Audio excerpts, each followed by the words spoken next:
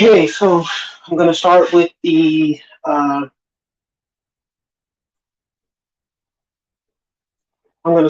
press conference,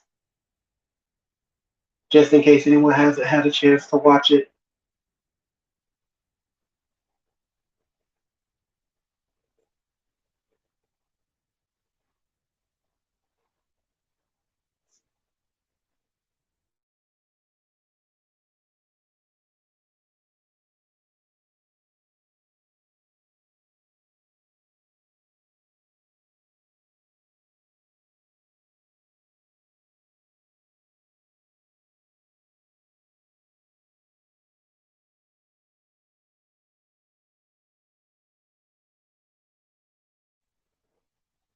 I think it's going through a commercial right now.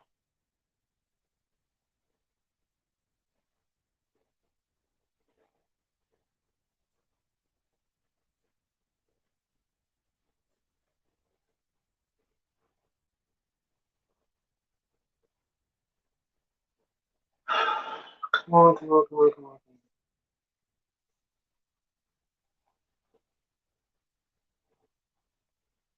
Why not? I guess we're going to be watching it on YouTube.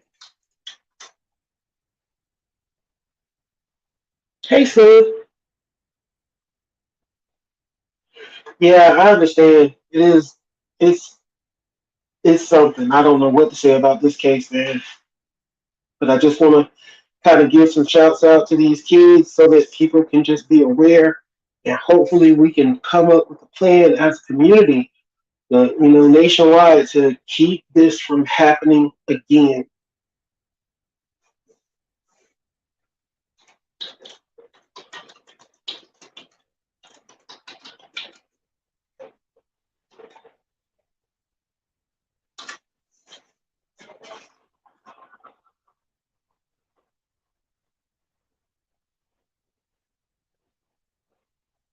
Okay, so here is the press conference, and I'm going to mute out for a minute.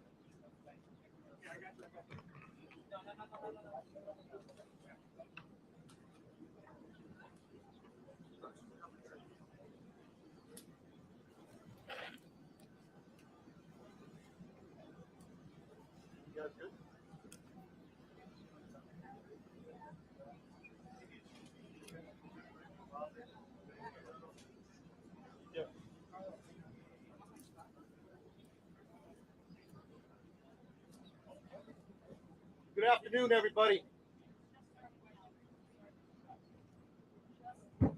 Good afternoon, everybody. My name is Victor Escalon, Regional Director for DPS South Texas.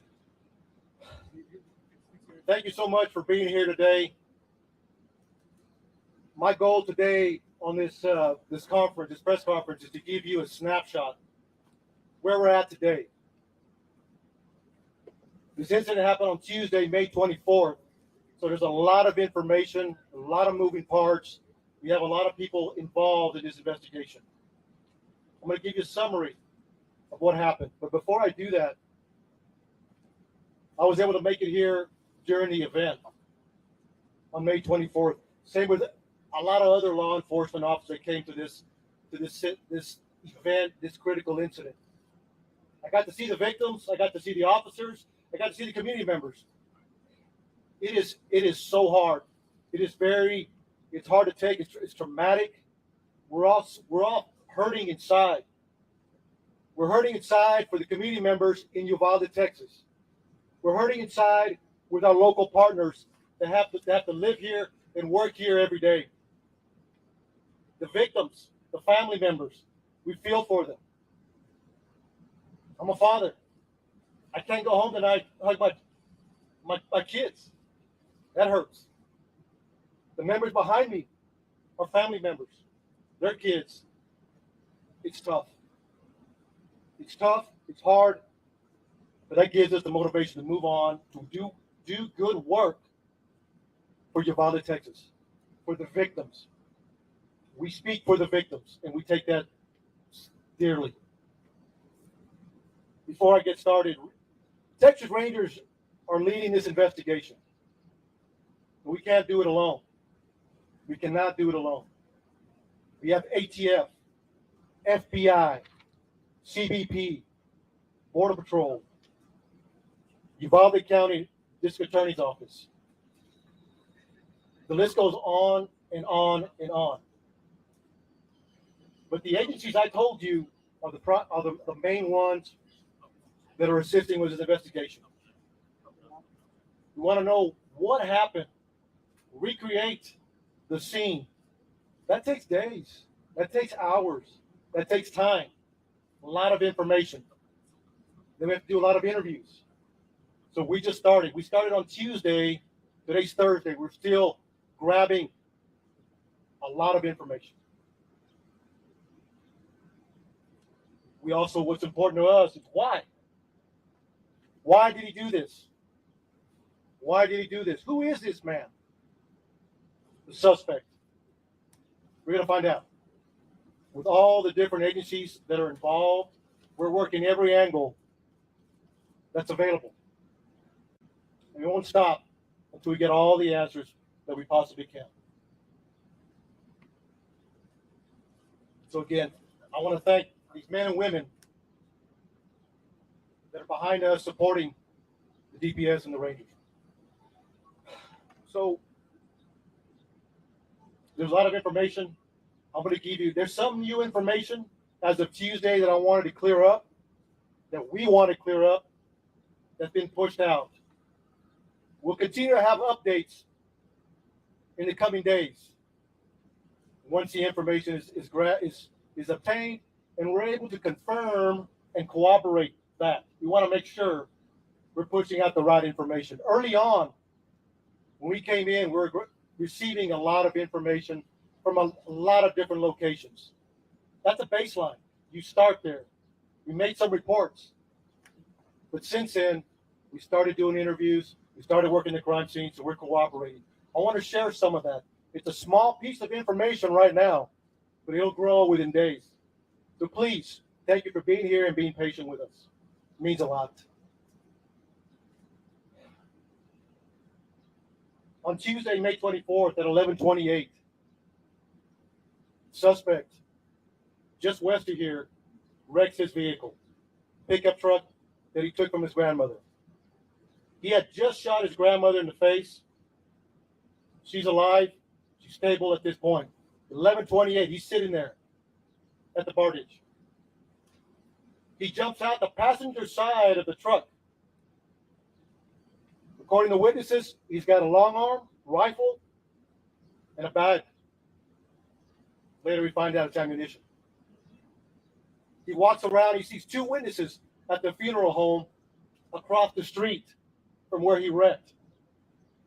He engages and fires towards them. He continues walking. He continues walking towards the school. He climbs a fence. Now he's in a parking lot, shooting at the school multiple times. 11:40, he walks into the west side of Robb Elementary. According to reports, video we have obtained from outside, inside, and again, we're still combing through that. So bear with us. Multiple rounds, numerous rounds are discharged in the school. We're trying to get a number. We're in the process of analyzing that video. 4 minutes later, local police departments, Uvalde Police Department, the Independent School District Police Department are inside, making entry. They hear gunfire, they take rounds, they move back, get cover. And during that time, they approach where the suspect is at. According to the information I have, he went in at 11:40. He walks, and I'm at approximate 20 feet, 30 feet. He makes a right. He walks into the hallway. He makes a right, walks another 20 feet. Turns left into a schoolroom, into a classroom that has doors open in the middle. Officers are there. The initial officers, they receive gunfire. They don't make entry initially because of the gunfire they're receiving. But we have officers calling for additional resources.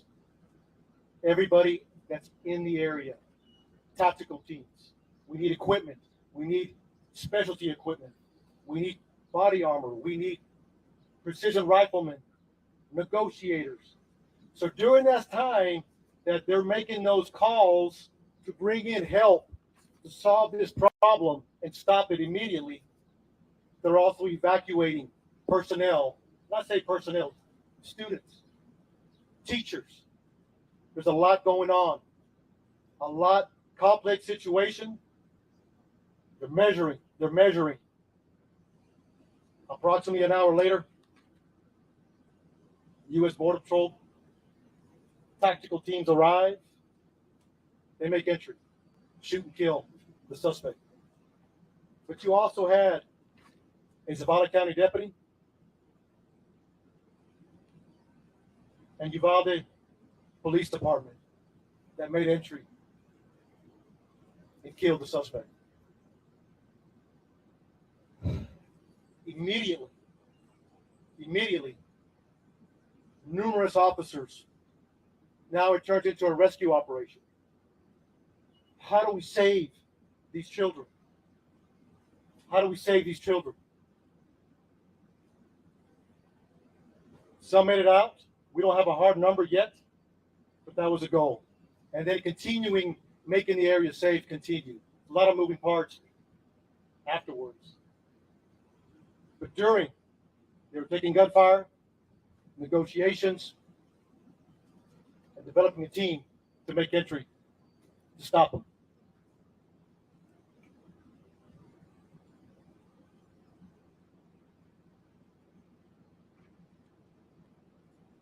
I'll take a few questions. And again, look, a summary. One more thing I forgot to mention that I want to clear up that came out early on.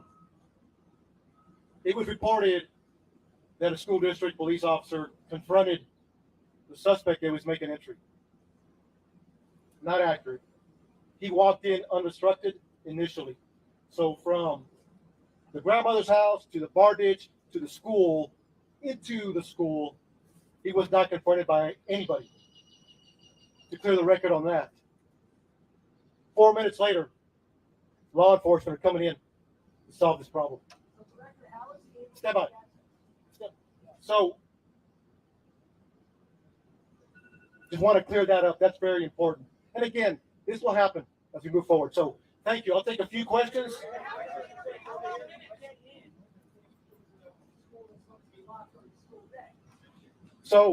So right now, during the investigation, it appears it was unlocked. So we're going to look at that and try to corroborate that as best as we can. I do that. Hey, please, one at a time, and we'll address as many questions as we can. So let me finish this question. One at a time. Announce your name. Announce your network. Okay. Be respectful, please. So Josh, thank you for the question. So right now, it appears it was unlocked. Like I said, it goes back to the investigation. It takes time. We will find out as much as we can why it was unlocked, or maybe it was locked. But right now, it appears it was unlocked. So thank you. Yes, sir. You say at one point he was inside here, among the things you were attempting negotiation, was he responding to negotiation, and in that period of time, was done? So during that time, right now, according to the information we have, the majority of the gunfire was in the beginning. In the beginning. I say numerous, more than 25. I mean, it was a lot of gunfire in the beginning. During the negotiations, there wasn't much gunfire other than trying to keep the officers at bay. But that could change depending as once we analyze the video. But right now, according to information, he did not respond. My question is this: was there a single officer on campus, and was that single officer armed? Because that's what we've been told. So at this time, no. No. There was not an officer readily available armed. No. No. Nothing. I can't answer that yet. I'll circle back with you again. As we do that investigation, we have all these questions we want to answer. So, but I'll get back with you, sir. Yeah.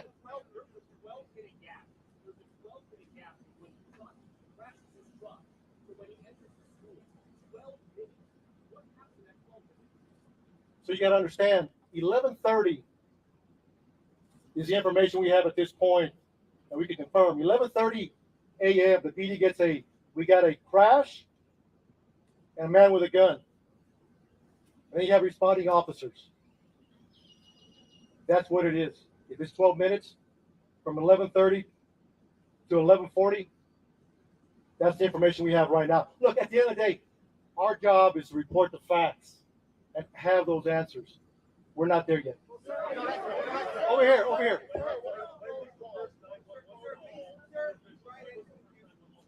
Say it again. So right now, the first 911 call is at 11:30. I will get the time what it took to respond. So we'll have that answer. Yes. Could. There's a lot of possibilities. There's a lot of possibilities. Until we receive an interview, because there was numerous officers at that classroom, numerous. Once we interview all those officers, what they were thinking, what they did, why they did it, the video, the residual interviews, we'll have a better idea. Could anybody have got there sooner? You got to understand, small town. Yeah, people from Eagle Pass, from Del Rio, Laredo, San Antonio responding to a small community. Director.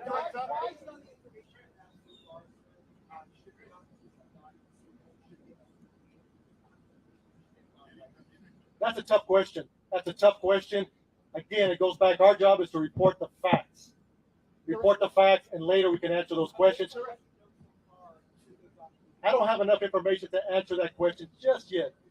So, one more question, please. Is it accurate that eyewitnesses and potentially parents of the students were urging the police to go in while you were waiting for a tactical SWAT team, even that some parents were asking to borrow police armor so they could make a counter assault on the school? I have heard that information, but we have not verified that yet. So, what part haven't you verified?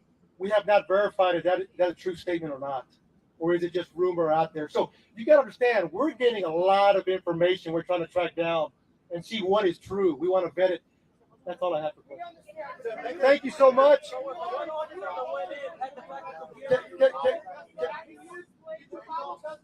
Hold on. So look, we appreciate the questions. What were the officers doing between 11:44 and 12:45? I got you. Yes, sir. You guys have said that he was barricaded. Can you explain to us how he was barricaded and why you guys stopped him? So I have taken all your questions into consideration. We will be doing updates. We will be doing updates to answer those questions. What is your name? Shimon. I hear you. Because we've been given a lot of bad information, so why don't you clear all of this up now? Explain to us how it is that your officers who are in here for an hour, yes, rescuing people, but yet no one is able to get inside that room. Shimon, we will circle back with you. We want to answer all your questions. We want to give you the why. That's our job. So give us time. I'm taking all your questions. I'm taking them back to talk to the team. And look, thank you for being here. We'll talk soon. We'll talk soon. Thank you. En español. ¿Puedes decir algo en español, por favor? Director, ¿puede decir algo en español, por favor?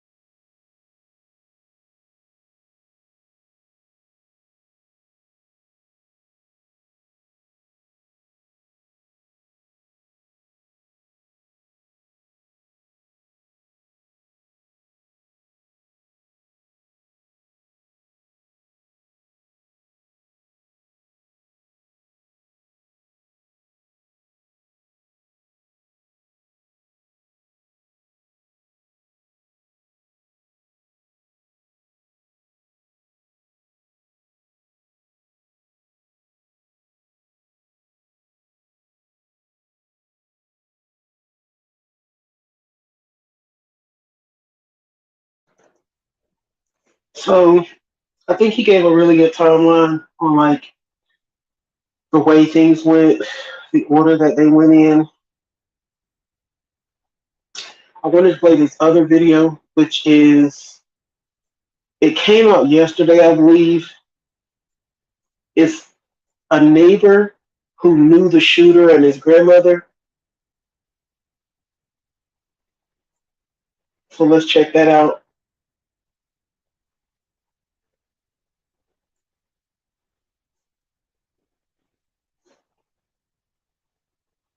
With his grandmother, did you have any conversations with her? With his grandmother. She was a wonderful person. I mean, hopefully she will make it out okay. But So she was living alone, and no, her husband and her live there, also they were living together, Yes. and the grandson. As and well. the grandson Ow. is with them because he got into a fight with his mom. How long do you know he was staying there from since? And I don't have an idea how long. Do you know what he was fighting about with his mother? No, I don't. No, I don't. But they usually they would make fun of him because of the way he dressed. He didn't have the money, or at least that's what we thought. But possibly he was saving his paychecks to go and buy the weapons. And when you said they were making fun of him, who was making fun of him? All his friends and everything because of the way he dressed, and he had a lips. Yeah, he had a list, and they would make fun of him. And the grandparents told you all of this? No, his friends did. His friends told you. His friends put him on the phone and said he had problems, conversations, and they would make fun of that. And he would cut himself, and he would tell his friend that his cat had scratched him. But later on, he said, "No, I did it myself." And would his friends were coming to you for help? No. They were just texting it on the phone. To you. What type of clothes was he wearing that they made fun of? Well, just regular clothes, but not, like what do you call them? Good, the good clothes that you buy at expensive stores. It was just dress. Is your daughter the principal of the high school? No, Rob. Okay. Mhm. Oh wow. She's the principal at Rob, and my granddaughter works there as a parent liaison. So. What was it like for you to endure yesterday, not knowing if she was okay? Till late at night, I kept wondering if she was all right, and later in that night, she says, "I'm doing okay." And I said, "How's Stephanie doing?" She's okay too. Stephanie's your granddaughter? She's a student at the school? No, she's a parent liaison. Parent liaison. What was the FBI asking you earlier? The same thing that you guys were asking about my daughter and granddaughter. And did I know him? I said, no. I know his parents. I know his grandparents. We've known them all our lives. Based on parents? based on what you know, why do you think he did this? I feel just, I don't know. He was just mad at the world. Mad at the world. Yeah, like they wouldn't accept him, the way he was. It's the way his conversations with the lips that he had and the way he dressed. They would make fun of him. What do you mean by the lips? He couldn't talk. Lisp. I'm Lips, sorry. He had a lips. lisp. Yeah. Does his parents live nearby as well, or they? Yes. Yes. His mom used to. Um, she used to be a. She used to work at Northside, uh, Jalisco. Northside Jalisco. And she was a waitress there. I haven't seen her in quite a while, but she was in San Antonio, and she said I came back. And so, but I know them all. I know everybody. Rolando has been my friend forever. Is there none? Rolando is grandmother's husband. None. Yes. But it sounds like the family life, like the shooter's family life, was very difficult. Mm, probably. Yeah. I think his mother has been on and off with different, you know, guys. So he was probably against all that. Was his father in the picture?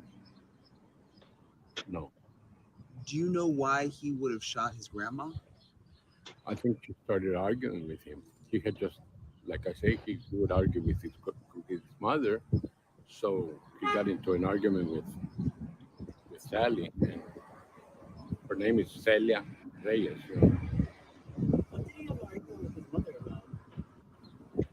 Oh, kids. Anything that you go against them, they go against you big time. Do you think his intention was to shoot up the school yesterday? I think since he went in, he had a bunch of magazines in his backpack. So I think he was just gonna go through the school and shoot whatever he could. He probably wasted magazine on just that room alone. 19 children and a couple of teachers. But he was confronted by a border patrol guy. He was the one that shot him. By the time the police and everything there, he had already gone back. And I apologize for being nitpicky about this, but the details you were talking about, him scratching his face and being made fun of, His friend said that. his friends, yeah. But I didn't know, is that something you heard directly from his friends, or is that just something you've read that his That's friends? that's on the phone. They wrote that on the phone because they were being investigated. And they wrote that to you. No, they wrote it on the phone. It's like they just texted on the phone that he would do. Got it. Yeah. I was just trying to understand if you had seen those messages personally, or is it something you've read about in the last day? Oh, in the last day, yeah. Okay, got it. Thank you for that. When did he start to live with grandparents? I have no idea. I don't know how many days he had been there, but Was it recently or sometime? it's been fairly recently. Yes, he hasn't been there for too long. She used to.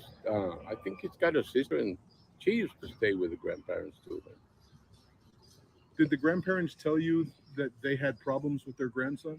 no, with a granddaughter, that she was impossible to handle. So they're probably about the same way both of them. The, the shooter's sister Yeah. was more of a problem. Yes, that's what Tally used to tell us. Yeah. This is I can't take care of her anymore. So, did you hear the gunfire yesterday? The what? Gunfire? Sound of gunfire? No, my brother did. My brother heard when they shot his grandmother at school. That was inside the room. That's probably.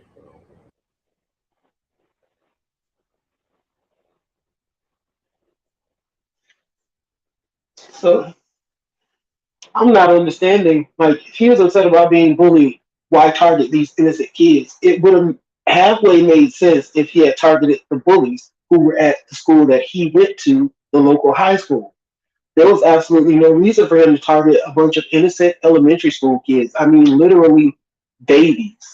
These aren't the ones who were picking on him for his clothes. They aren't responsible for him not graduating high school, because I did read somewhere that he was upset because he didn't graduate this year.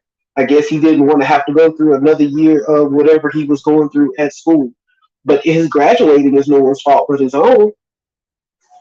I just never understand why people think it's okay to take out their problems on other people, and especially in such a drastic way as this. Exactly, Elizabeth. These aren't who was bullying him. If he was being bullied for the clothes that he was wearing to school, that would have happened at the high school that he attended, not at this elementary school. So why run up in an elementary school to kill kids because you're upset about something? It's senseless. There's literally no way to explain or excuse that away. Now, this video I want to play is getting into um, kind of a Marjorie Stoneman Douglas type thing where they're saying that the cops weren't going in. And the sheriff addressed that in his press conference. Seems like both of these kids were troubled and thrown on their grandparents by the parents because the parents couldn't deal with it. So I'm going to, hey, go to your grandma, who more than likely was even less able to deal with them. If their parents, young and healthy and whatever, couldn't deal with them, what made them think that an elderly person would be able to do any better? Doesn't make sense. But we find that a lot in society anyway, where people just kind of shove their problem child off on their parents or someone else or whatever, instead of getting them the proper help. Yeah, Elizabeth, just little kids. They're just little kids. So, as I was saying, we're kind of getting into a Marjorie Stoneman Douglas Parkland shooting kind of situation where they're saying that they don't feel like the cops did enough, the cops didn't go into the school. And although the sheriff addressed in the press conference, there's two videos that I want to play about it because we saw how it turned out for Parkland. That deputy, I believe actually two deputies ended up getting fired at Parkland for not acting. So let's check this out.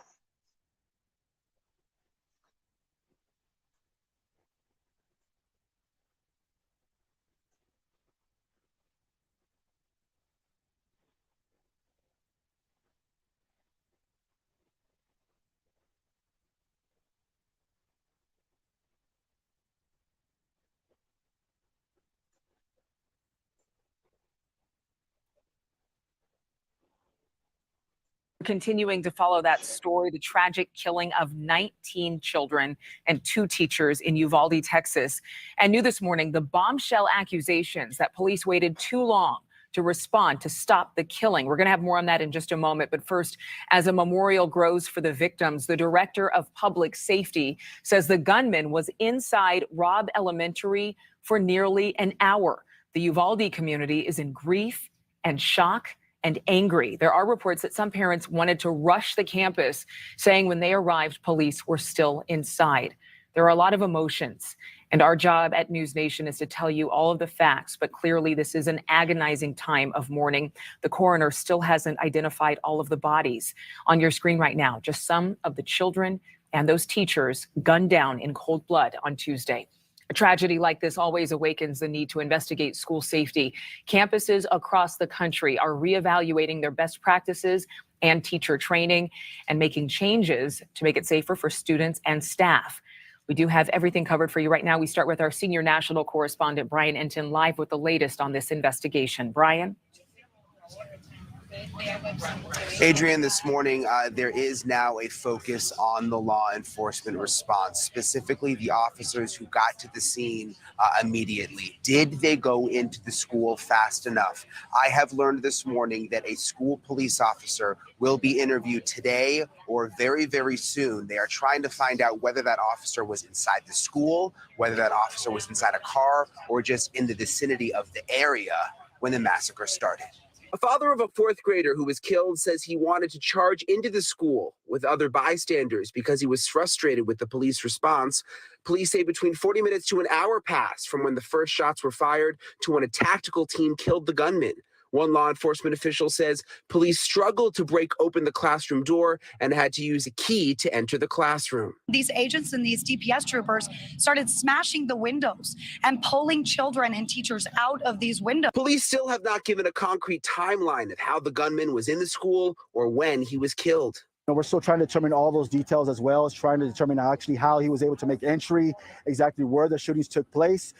As I mentioned, it's still active. They are heroes because this is an active shooter situation. This morning, a new timeline is unfolding on social media. Texas Governor Greg Abbott says there were warning signs on social media starting 30 minutes before the attack. The shooter allegedly told a girl in Germany, quote, "I'm going to shoot my grandmother," and "I shot my grandmother."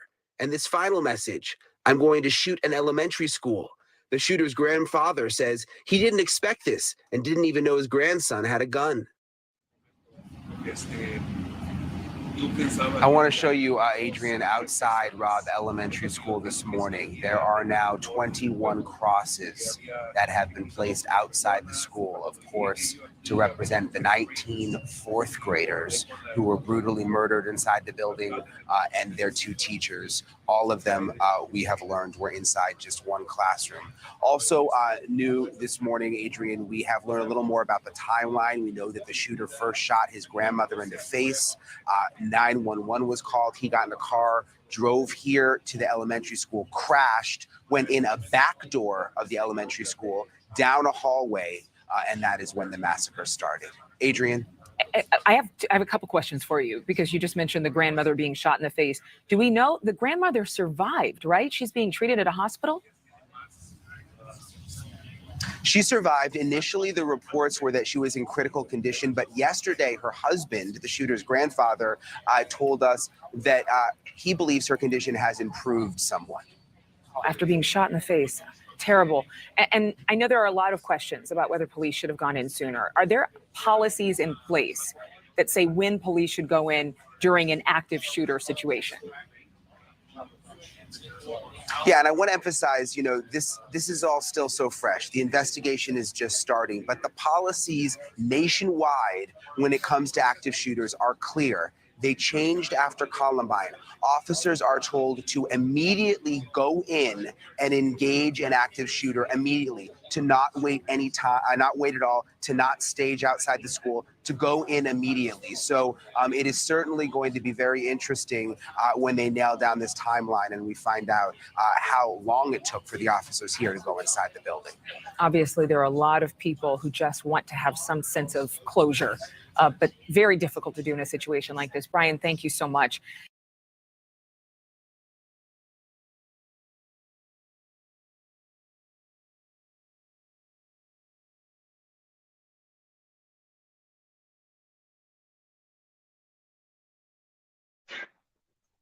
So I have to wonder if that policy change that he was talking about was nationwide, or was that just Parkland was in Florida, right? If it was just a state thing.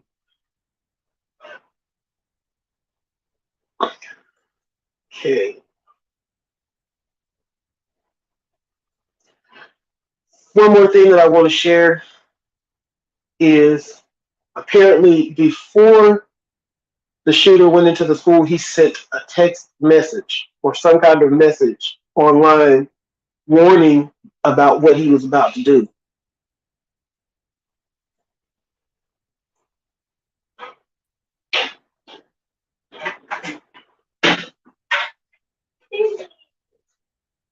Hold on a second. Got a G baby crisis.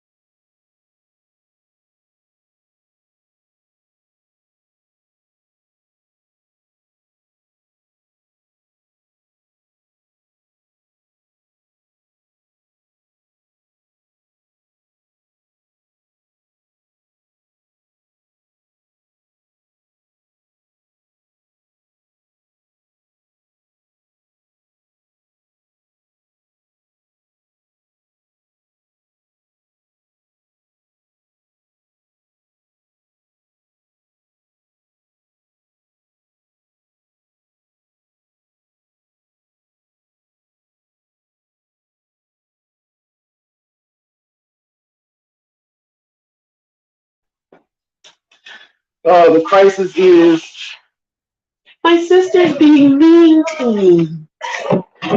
And then the other sister says, she was being mean to me first. So the solution was both of you hug each other and say, I'm sorry and I love you.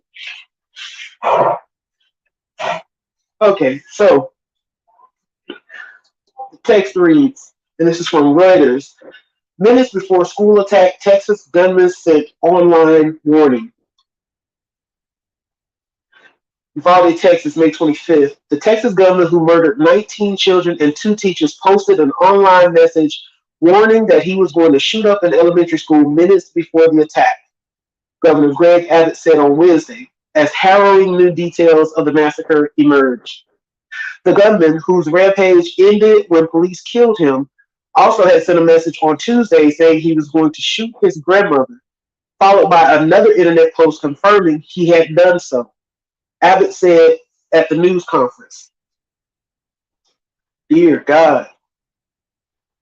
So there was a warning out there before he even made it to the school because he had already shot his grandmother and posted that he had done it. Posted that he was going to do it, did it, then posted that he had done it. Crazy. The suspect's grandmother was shot in the face before her grandson left the home they shared and attacked the school, survived, and called police. It's a good thing that his grandmother survived because a face shot is no joke. And I'm going to say this again. I always say this. If you shoot anybody anywhere above the shoulders, I consider you a murderer. Because if you shoot them in the head, the face, the whatever, the neck, I believe that your intent was to kill them, not to hurt them, not to maim them, not to just scare them. You intended for them to die because you went for a headshot. So in my eyes, he's a murderer before he ever even made it to that school. The gunman, identified as Salvador Ramos, 18, otherwise gave no warning he was about to commit what now ranks as the deadliest U.S. school shooting in nearly a decade. Fleeing the shooting of his grandmother, he crashed his car near Robb Elementary School in Uvalde, Texas, about 80 miles or 130 kilometers west of San Antonio. Then managed to evade a school police officer who approached him before running inside.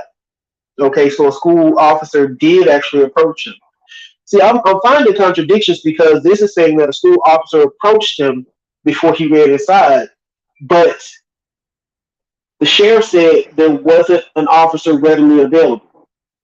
He did specifically say that there was not an armed officer readily available, but I have to think that if there was a school officer there, he was armed. Everyone that I saw in my schools when I was growing up was armed. The ones that I see in my grandkids and my kids' school, they're all armed. So, I don't know. Contradictions, questions.